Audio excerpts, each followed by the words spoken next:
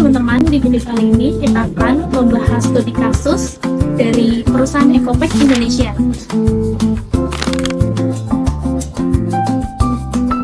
Ecopek Indonesia merupakan perusahaan yang produksi kemasan ramah lingkungan berbahan biodegradable. Namun, perusahaan ini sedang menghadapi beberapa masalah seperti kenaikan harga bahan baku, regulasi pemerintah, dan perubahan perilaku konsumen. Apa saja faktor microenvironment yang mempengaruhi Ecopek Indonesia? Pertama, ada supplier, karena kenaikan bahan baku itu sangat berpengaruh kepada biaya produksi. Yang kedua, ada customers, di mana perilaku konsumen mulai berubah. Ada yang peduli terhadap lingkungan, tetapi tetap mempertimbangkan harga. Ketiga, kompetitor, karena banyak pesaing di bidang produk ramah lingkungan. Yang keempat, ada intermediaries, seperti distributor yang membantu menyalurkan produk ke pasar. Dan terakhir, publik, yang mempengaruhi citra perusahaan, terutama dari segi lingkungan.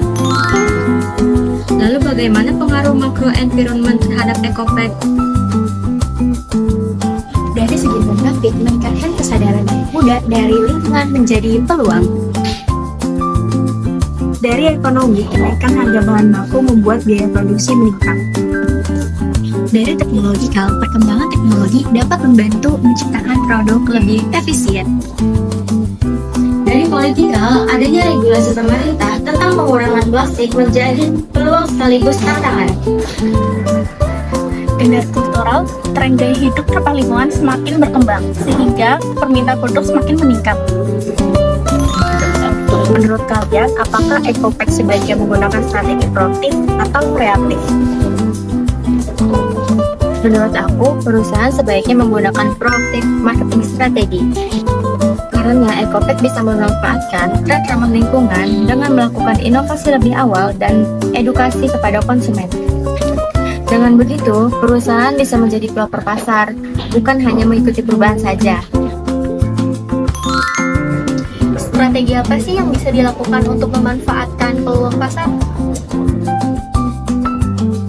Ada dua strategi utama. Pertama, inovasi produk, yaitu mengembangkan kemasan biodegradable yang lebih murah dan berkualitas. Kedua, edukasi dan branding, seperti kampanye penggunaan produk ramah lingkungan untuk meningkatkan kesadaran konsumen. Selain itu, perusahaan juga bisa bekerjasama dengan berbagai bisnis untuk memperluas pasar. Dari studi case ini, kita bisa belajar bahwa lingkungan pemasaran sangat berpengaruh terhadap perusahaan.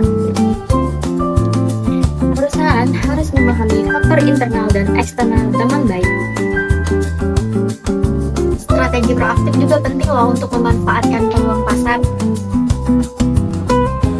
Dan inovasi serta edukasi menjadi kunci penting untuk memenangkan persaingan.